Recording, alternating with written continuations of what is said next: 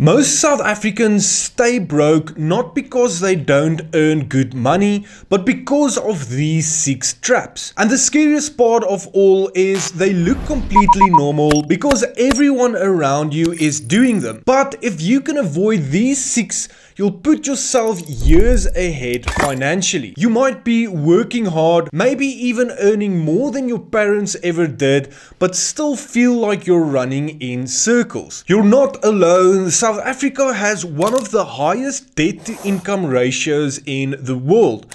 And it's not because people don't want success, it's simply because we keep falling into the financial traps that quietly drain our future. So today I'm breaking down the 6 biggest money traps keeping South Africans broke. So let's jump straight into it. Trap number 1 is car obsessions. South Africans love cars. For many people, the moment they get a salary increase or a new job, the first stop is the dealership. And it's not just pressure we put on ourselves, because people will literally judge you based on your car. For example, I drove a pretty beat up Golfie for almost 10 years, and while my friends were financing GTIs and BMWs, I focused on acquiring assets instead. So guess what? Their cars dropped in value, mine obviously got older, but now my assets is paying for the finance of my vehicles. So here's the math behind it. Let's take a new VW Polo at, for example, 350,000 Rand. We finance it over 72 months and you're paying about 6,500 Rand a month. Add insurance, fuel and maintenance, and you're spending around 10,000 Rand every month for a Polo. That's 120,000 Rand a year, and after 6 years you've spent nearly 700,000 Rand and your car is only worth around 200,000 Rand. Now imagine instead of blowing 10,000 Rand, you drove modestly and invested just half of that money, let's say 5,000 Rand a month, into the Satrix S&P 500. At 10% growth, after 10 years you'd have almost 1 million Rand.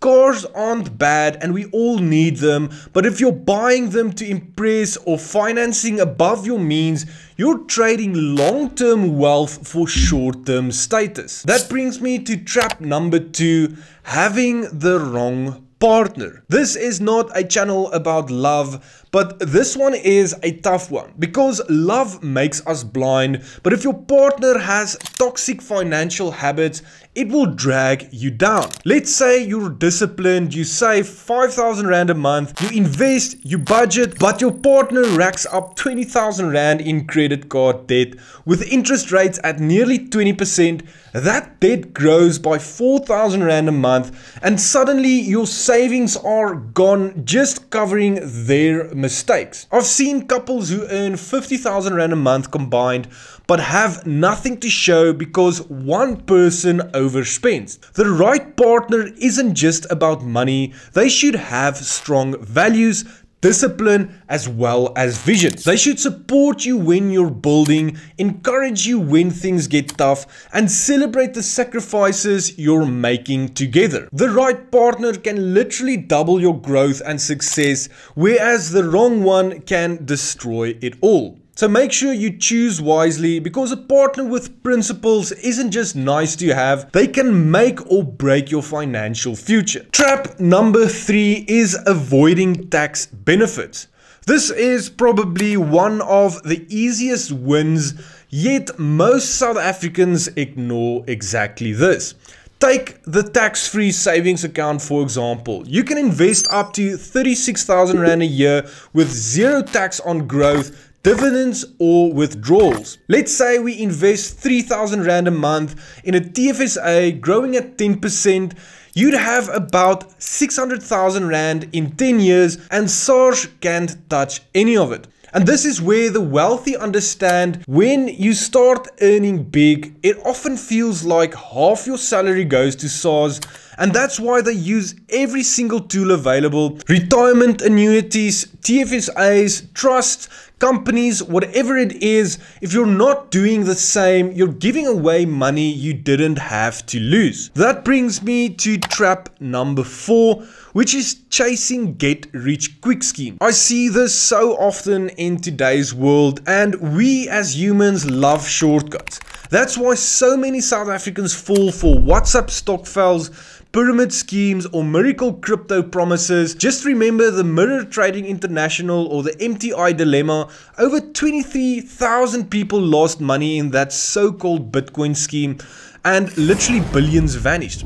And it's not just scams, legal gambling drains us too. South Africans spend over 30 billion rand a year on lotteries and betting apps. Imagine if even a quarter of that was invested instead, we'd have a nation of millionaires. But here's the real mindset trap. People treat hope as a strategy. They hope some magical scheme will finally work, and they hope that this time it will be different. But hope without discipline and action is just fantasy. Wealth doesn't come from shortcuts, it comes from consistent, boring habits, saving, investing, repeating, and the boring path beats the quick win every single time. The shortcut is to take the longer route. That brings me to trap number 5, and it's ignoring inflation. This is the silent killer. Inflation in South Africa sits at around 6%, and that means your 100 rand today buys you only 94 rand worth of goods next year. If your money is sitting in a savings account earning 4%, you think you're growing, but in reality you're losing 2% a year, and over 10 years that's nearly 20% of your buying power gone. The problem is most people never think of buying assets that grow with inflation because they struggle to imagine themselves aging. They don't picture 10, 20 or 30 years down the line, so they fail to prepare in advance. But inflation never sleeps. The only way to beat it is to own assets like stocks, property, businesses that actually grow faster than prices rise. And finally, trap number 6 is focusing on degrees instead of skills. For decades, we've been told a degree equals success. But here's the reality. Unemployment in South Africa is sky high. A degree might get you into the room, but it doesn't guarantee you an income. And here's what many people do. They study further, thinking more qualifications will fix the problem, but all they're doing is raising their living costs to impress their circle while ending up in even worse financial positions. So what does guarantee an income? A graduate with no experience might start on 12,000 rand a month, but a skilled salesperson, marketer or freelancer can earn 20, 30 or sometimes 40,000 rand without any degrees. Degrees are valuable, but they must be paired with in-demand skills like sales, coding, communication, finance, content creation, or whatever it might be. Don't just collect papers, build real skills that the market pays for.